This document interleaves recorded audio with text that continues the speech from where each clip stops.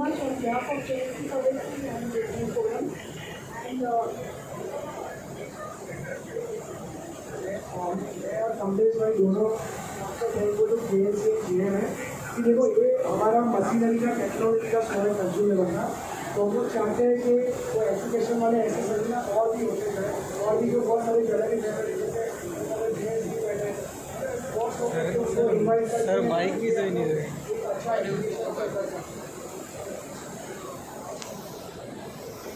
India काफ़ी तरक्की कर चुका है और जो थोड़े बहुत लूपहोल रह चुके हैं वो हम सब मिल के सॉर्ट आउट करेंगे। ऑल द बेस्ट सभी को, धन्यवाद, thank you very much.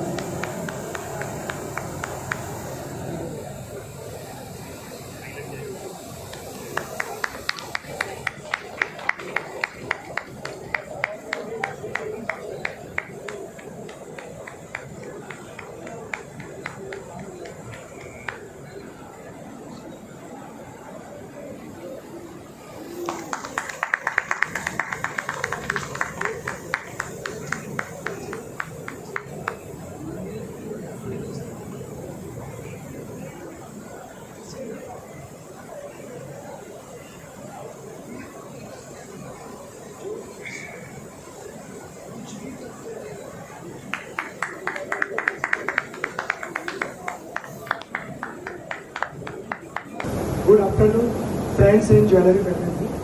Myself, Ripal Gandhi, and he is Mr. Kamlesh Mistry. Both we are presenting the seminar on the subject, the role of technology and alloy in color gold casting. You know very well that this is a very vast subject, okay, and very deep subject also. Series of seminar is required for that. हमारा approach ये रहेगा कि हम लोग आपको practical aspect से उसको अच्छी तरह से समझाने की कोशिश करेंगे, rather than the much more technical. Okay, and हम लोग जो सब्जेक्ट बोला है कास्टिंग, तो हम लोग कास्टिंग के बारे में ही ज़्यादा बात करेंगे। ओके, और कलर गोल्ड कास्टिंग का next slide please. Why we need to educate today. Educate से ज़्यादा मैं बोलता हूँ भाई it should be understand more today, because you know very well the volatile and increasing metal prices, lightweight and interesting design concept. Right now, everybody requires the lightweight jewelry because the gold prices are so soaring. Okay, and the reduced lead time and competitive market. When we were coming in industry, उस समय lead time का कम से कम 15 दिन से increased demand of different color and shades. Everybody requires a unique things. Okay, and these are also very important manufacturing point of view, yield and productivity challenge. Okay, because you know very well the casting only 30 to 40% yield. I mean another metal you have to reuse. So these are the challenges. Metal and scrap management, you know everybody very well. So if your casting should be very sound, because you know very well that there is a two process. One is the pre-casting. There is a combination of process. I just discussed later about this. And one is the post-casting process. Okay, the finishing process, final finishing process. If your casting should be good, very concrete, okay, then the another process going very smoothly, and the loss you are also done very less. So our purpose, how we can give the better casting with the help of alloys, materials, and technology. That is our purpose. We have to understand. I tell you, the molten metal, you have to be in the cavity to make the desired shape. This is a simple casting process. There are various casting process, but today our industry more focus in lost wax casting process. The another name, you know, the investment casting process. So we can, our subject we can speak about only this lost wax casting process. Next. Key factors for the base casting. Okay, you know very well the casting is the process is a combination of process for CAD, CAM, for waxing, your rubber mold, then remaking, investment, burnout. This is a cascading effect is come out. Okay, so alloy and the material only not the role, the another process also role in the casting. The second is the technology and machinery, then raw materials, metals and alloys. These raw materials means another raw materials investment or everything, and the skill. You know very well the in casting generally जो caster जो रहता है उनका skill के ऊपर वो ज़्यादा रहता है. नो डाउट मशीन और टेक्नोलॉजी का एक रोल है, बट बोलते हैं हमारे में कि अच्छा कास्टर मतलब खराब मशीन यार उसका भी अच्छी प्रोडक्ट लेके आ सकता है, और जिनका नो हाउ नहीं है कास्टर का वो अच्छी चीज़ को भी खराब कास्टिंग करके लेके आ सकता है. Skill is also very important. The key factor for the base casting. Okay, yes, we understand these are all based upon our the practical experience, mine and Kamlesh bhai. So this what we are facing today. Okay, next आते हैं alloy के ऊपर. कि हमें alloy भी है ना smartly हमें सिलेक्ट करना चाहिए. Okay, इसके दो एस्पेक्ट रहते हैं, एक प्रोडक्ट अप्रोच और दूसरा रहता है टेक्निकल अप्रोच. तो प्रोडक्ट अप्रोच में हमें क्या ध्यान रखना चाहिए उसके ऊपर थोड़ा बात करते हैं, और टेक्निकल अप्रोच में क्या ध्यान रखना चाहिए. क्योंकि एलॉय कैसा है मालूम है, उसको हम लोग मेडिसिन के साथ कंपेयर कर सकते हैं. बराबर, आप डॉक्टर के पास जाओगे तो पहले आपका जो है सिम्टम्स समझेगा, फिर उसको डायग्नोसिस करेगा, फिर उसके लिए कौन सा मेडिसिन देना है और राइट डोजेस नक्की करना पड़ेगा, फिर उसके हिसाब से आपको मेडिसिन सजेस्ट करेगा. एलॉय में भी थोड़ा ऐसा ही है. क्यों ऐसा है? क्योंकि आपको थोड़ा सरप्राइज होगा, बट जो टर्नरी सिस्टम बोलते हैं हम लोग, जो गोल्ड, सिल्वर और कॉपर, वही एक दूसरे में ज्यादा सॉल्युबल है. बाकी के जो भी alloy metal we are using ना, उसके प्लस और माइनस दोनों होते हैं, उसके साइड इफेक्ट्स भी होते हैं, उसके एडवांटेज भी होते हैं. तो भी हमें ऐसा करना है, ऐसा सिलेक्शन करना है कि हम लोग एडवांटेज को ज्यादा बाल लेके आए. This is the alloy selection criteria.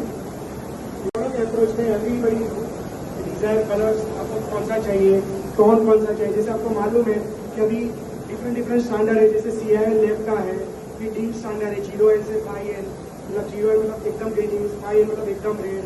Okay, and फिर उसमें भी कौन आता है, सबको यूनिक चाहिए तो सब शेड भी अलग अलग, सब अपना अपना ज्वेलरी का यूनिक चाहते हैं. फिर रिक्वायर्ड कैरेट, कौन से कैरेट आप करना चाहते हो, वो भी एक बहुत इंपॉर्टेंट चीज़ रहती है. फिर रहता है अंडरस्टैंडिंग प्रोसेस. मतलब कई बार क्या होता है कि खाली कास्टिंग में कई बार आपकी ज्वेलरी मैकेनिकल और फ्यूजन भी बनती है, वो हिसाब से भी आपको एलॉय सिलेक्ट करना रहता है. और फिर जो मेल्टिंग प्रोसेस का कौन सा अप्लाई करोगे, पहले में जैसे अपना कन्वेंशनल मेथड था टॉर्च मेल्टिंग से करना, तो उसके एलॉय अलग लेने चाहिए, क्योंकि उसका एनवायरमेंट अलग रहता है, सब अलग रहता है. फिर अभी सेंट्रीफ्यूगल है, समझो प्रोसेस में इन्वेस्टमेंट कास्टिंग है. टेक्नोलॉजी के बारे में कमलेश भी ज़्यादा आपको उसको और डिटेल में समझेंगे, तो हम लोग नेक्स्ट टाइम में देखेंगे. But time and shape of jewellery ये भी बहुत इंपॉर्टेंट है, क्योंकि देखो अगर आप गोल्ड करने वाले हैं उसके ऊपर भी एलॉय सिलेक्शन बहुत इंपॉर्टेंट है, क्योंकि आपको खाली कास्टिंग करना नहीं, आगे आपको प्रोसेस भी स्मूथ होना चाहिए और डिफेक्ट्स फ्री आपको मतलब ये करना है कि जिससे आपका लेबर कम से कम जाए उसमें. और जिससे तो post casting process everybody jewellery निकाला नो पोस्ट कास्टिंग क्या प्रोसेस है वो भी ध्यान में रखे ही एलॉय सिलेक्ट करना चाहिए. और टेक्निकल एस्पेक्ट तो हम लोग इसका एक टेक्निकल अप्रोच है, तो why we need the alloy, इसका सीधा इंपोर्टेंस ऑफ द एलॉय वही है. तो देखो पहले कन्वेंशनल नॉलेज से हम लोग करते थे, but now 60 to 70% work on investment casting. Okay, so you need the fluidity from finish, तो better alloy you have to select for that. Okay, second is smooth workability. Okay, third is prevention of scaling. अब जो भी आप jewellery बनाते हैं हम लोग, तो एक फायर लस्टर तो होना चाहिए, और तो एंटी स्केलिंग एजेंट भी उसमें होने चाहिए कि लॉन्ग समय तक आपका सेल्फ लाइफ में पड़ा है तो काला नहीं होना चाहिए jewellery. Deoxidation ability is the part of loss के रिलेटेड वो चीज़ है. डीऑक्सीडेशन एलॉय में होनी चाहिए डीऑक्सीडेशन एबिलिटी. और तीसरा combination of grey refiner for defects control. ये बहुत ही डेप भी सब्जेक्ट है, बहुत ही ग्रे भी सब्जेक्ट है. ग्रे वाला भी सब्जेक्ट है, उसमें बहुत सारे सबका अपना जो एलॉय मैन्युफैक्चर है सबका अपना अपना रेसिपी रहता है. कॉम्बिनेशन ऑफ ग्रे रिफाइनर उसका, लेकिन जो डिफेक्ट्स के जो एलॉय के लिए डिराइव करेंगे उसके उसका कॉम्बिनेशन है. Totally metallurgical aspect. Okay, now the casting subject, Kamlesh bhai is expert in this subject. I hand over to Kamlesh bhai. They can common casting defects है, जैसे पोरोसिटी. हम ऐसे बोल देते हैं कि पोरोसिटी को अगर सही तरीके से डायग्नोसिस करो, डिटेल में जाओ ना, तो सिंकेज आता है, ऑक्सीडेटिव पोरोसिटी आता है, गैस आता है, इन्फ्यूजन आता है. उसमें गैस पोरोसिटी वाली कैसे रहती है, जैसे आप सोडा पीते हो तो उसमें जो बबल आता है ना, गैस पोरोसिटी, उसको रिपेयर में भी निकाल सकते हो. और रिपेयर साइकिल रिपेयर में श्रिंकेज पोरोसिटी का जब ये टॉपिक आएगा मैं उसके थोड़ा डिटेल बात करूँगा. बाद में एक आता है रफ सरफेस, उसमें जो ज़्यादा प्रॉब्लम आता है खास करके पिन बोल में जब हम लोग डिस्कस करेंगे हार्ड स्पॉट्स। तो दूसरा आता है dendritic surface. Dendritic surface metrological term है और इसका सिंपल मैं आपको वर्ड बोलूँ तो जब भी आपका मेटल लिक्विडिफिकेशन से सॉलिडिफिकेशन होता है, सॉलिडिफाई होता है, तभी जो अनकंट्रोल ग्रेन का ग्रोथ होता है उसको डेंड्रिटिक सरफेस। क्रैकिंग का इशू आपको जनरली रेड गोल्ड में, क्योंकि उसमें सिल्वर बहुत कम रहता है और सिल्वर में ज़्यादा फेस करने को मिलता है। तो रेड पिन गोल्ड की जब भी बात करेंगे थोड़ा उस पर डिटेल बात करेंगे। इनकम्प्लीट पिन सर हमने पहले बहुत डिटेल में समझाया कि उसमें एलॉय का भी रोल रहता है और मशीन भी जो मतलब टेक्नोलॉजी और पैरामीटर का भी बहुत इंपॉर्टेंट रोल रहता है। एक इस कलरेशन रेड स्टेन वाला जो है और टाइनी से तो रेड स्टेन वाला इशू है ना, जनरली सिल्वर वाले जो है मैन्युफैक्चर उनको बहुत ज़्यादा प्रॉब्लम करता है। और क्योंकि वो सिल्वर है ना एनवायरमेंट से बहुत रिएक्ट करता है, एनवायरमेंट में सल्फर डाइऑक्साइड का बहुत पॉल्यूटेड एनवायरमेंट है तो और ह्यूमिडिटी भी उसके ऊपर इफेक्ट करती है। तो अभी और सब्जेक्ट वो डिस्कस करने का सब्जेक्ट नहीं है, तो बहुत डिटेल एक चीज़ है।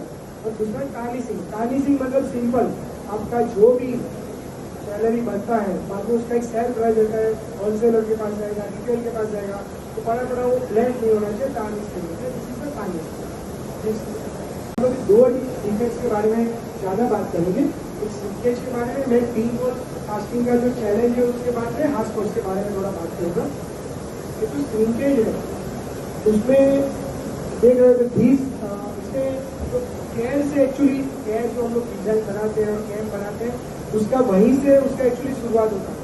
मतलब वो हम लोग क्या होता है कि ज्वेलरी जो डिजाइनर होते हैं उनके मन में क्या होता है कि हमें बहुत आर्टिस्टिक कंसेप्चुअल डिजाइन बनानी है, तो उनको वो भी ध्यान रखना चाहिए कि जब भी वो कॉमर्शियली हम लोग उसको बनाएंगे तो आपको वो मतलब उसका स्क्रूइंग का, उसका जो स्पेसिंग का, उसको ध्यान रखना चाहिए।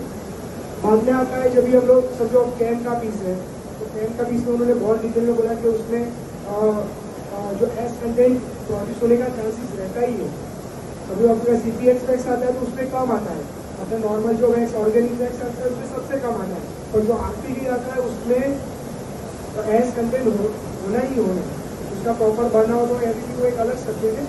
तो अभी उसमें वो रहता है। फिर आप स्क्रूइंग जो करते हो, स्क्रूइंग लोग क्या करते हैं फ्लैट स्क्रू लगा देते हैं, आपको सिलिंड्रिकल स्क्रू लगाना चाहिए, क्योंकि देखो जब जाएगा वो मेटल रिजर्वियर रहता है। रिजर्वियर मतलब they are supply metal to runner to piece, तो वो इंटरप्शन वाला नहीं होना चाहिए।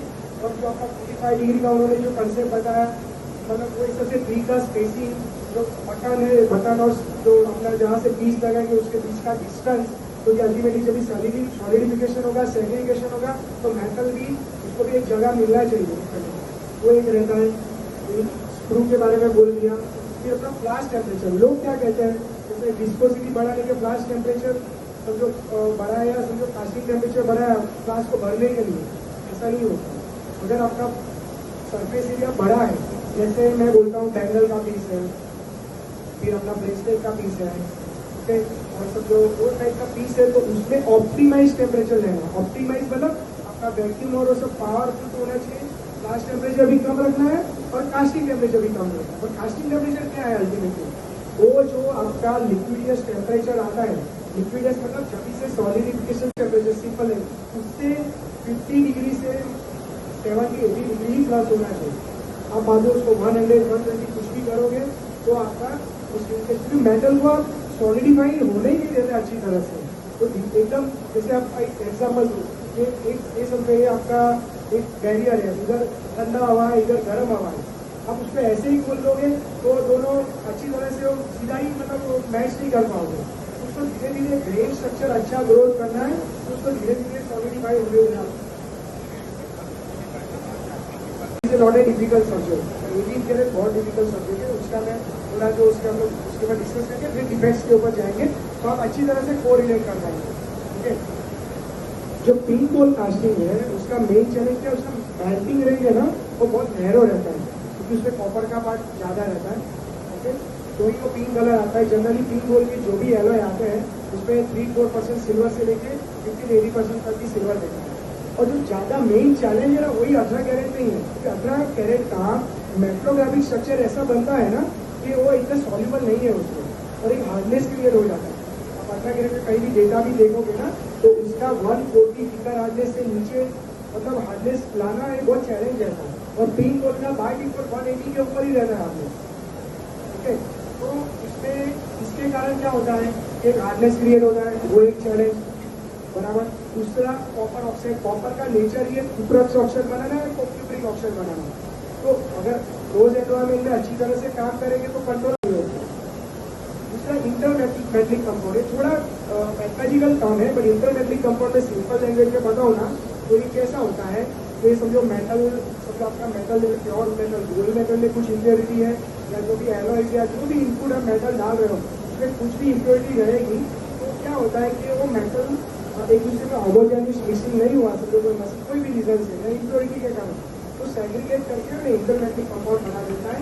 मतलब वो क्या होता है, डिसॉल्व नहीं होता है अंदर, वो सरफेस पे पॉपअप होकर आता है, जिसमें इंटरमेटलिक कंपाउंड सिंपल लैंग्वेज में बताता हूँ। और पिन गोल में ये भी एक बहुत बड़ा चैलेंज है सोल्डरिंग का।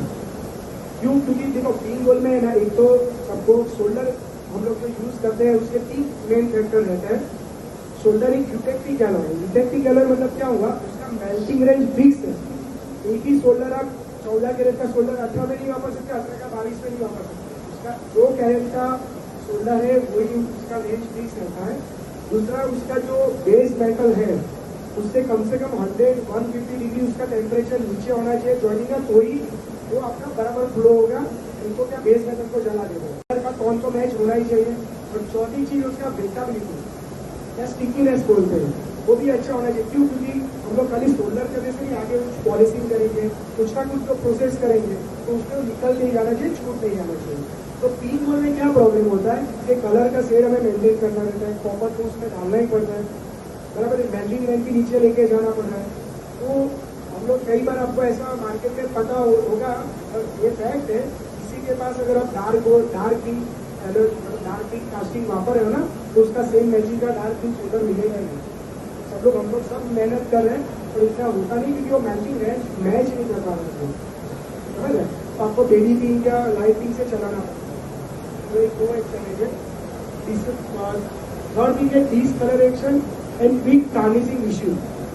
डिसकलरेशन है ना, वो थोड़ा एटमोस्फियर रिलेटेड भी रहता है।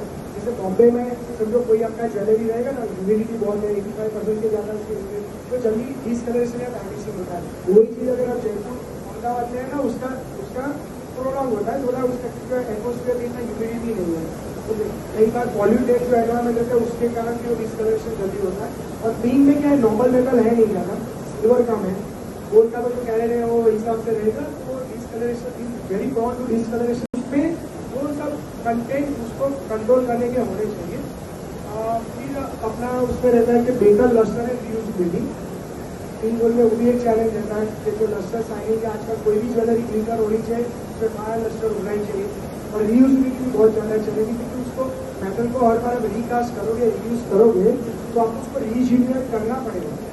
रीइंजीनियर करना पड़ेगा मतलब उसका मेटल का रस जो बोलते हैं उसको मेंटेन करना पड़ेगा। ऐसा नहीं कि 100% रीयूज कास्टिंग कर दिया, वेरी डिफिकल्ट होता है, वो आपका डिजायर रिजल्ट नहीं आता उसमें। और जो भी है मेजर डिफेक्ट्स है, जैसे cracking, hard spot, inclusion, oxidative porosity, तो पिन गोल में ज़्यादा जाता है। इसके लिए जब आप पिन गोल का एलॉय सिलेक्शन करो कोई भी कंपनी का, तो उसमें आपको 3-4 चीज़ बहुत ध्यान रखनी है। एक तो आपका जो डिज़ाइन कौन सा है वो हिसाब से सिलेक्ट करना है। अगर पिंकी वाली है तो आपको हाई प्योरिटी एलॉय लेनी है। अगर बड़े सरफेस एरिया वाले आप कुछ कर रहे हैं बैंगल, तो वो हिसाब से उनको जो भी आपके सप्लायर है उनको एकदम क्लियर करना है। कौन सी सिस्टम में आप काम कर रहे हो, क्लोज में करने वाले हो, ओपन में करने वाले हो, वो भी बताना जरूरी है। ओके, थर्ड थिंग अपना उसमें पिन बोलते क्या है, दूसरा प्रॉब्लम क्या है कि हम उसको प्लेनिंग नहीं कर सकते, प्लेनिंग डिस्टेंट नहीं करता है, वो ब्लैक कर ही रहता है। तो वो आपको वो भी समझना है कि आपका जो डिजायर कलर या जो शेड है आपको क्लैरिटी होनी चाहिए कि मुझे ऐसा चाहिए, बराबर। तो इस एंटी क्रैकिंग प्रॉपर्टीज अच्छी होनी चाहिए, क्योंकि अगर आप जाके आगे जाके सोल्डरिंग करोगे आजकल नेकलेस जो बोलते हैं वो चौकर, वो भी बहुत उससे बार सोल्डरिंग गर्म करता होता है, तो वो भी एक समझना चाहिए। पिन गोल को कैसे हैंडल करना, वो भी जो भी सप्लायर है एलॉय का आपके उसके बराबर समझ लेना चाहिए। इवन उसका जो इन्वेस्टमेंट का प्रोसीजर है, कैंचिंग का प्रोसीजर है, एवरीथिंग आपको उनसे क्लैरिटी ले लेनी चाहिए, उसको येलो गोल की तरह ट्रीट नहीं करते। हम लोग थोड़ा डिफेक्ट्स के बारे में बात करते हैं। तो हम लोगों ने पिन गोल का जो चैलेंज और एरर सिचुएशन थोड़ा समझ लिया। डिफेक्ट्स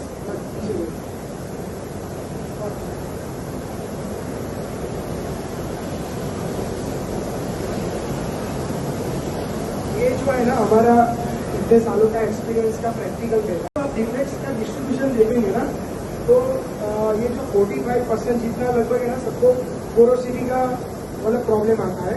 उसमें गैस पोरोसिटी हो सकता है, श्रिंकेज हो सकता है, ऑक्सीडेटिव पोरोसिटी हो सकता है, वो सब डिफरेंट। इसमें जो गैस पोरोसिटी है ना वो इजीली रिपेयरेबल है, उसमें आपका पीस रिजेक्ट होने का टेंशन नहीं है। श्रिंकेज थोड़ा डिफिकल्ट सब्जेक्ट है और ऑक्सीडेटिव पोरोसिटी वो भी थोड़ा डिफिकल्ट सब्जेक्ट है।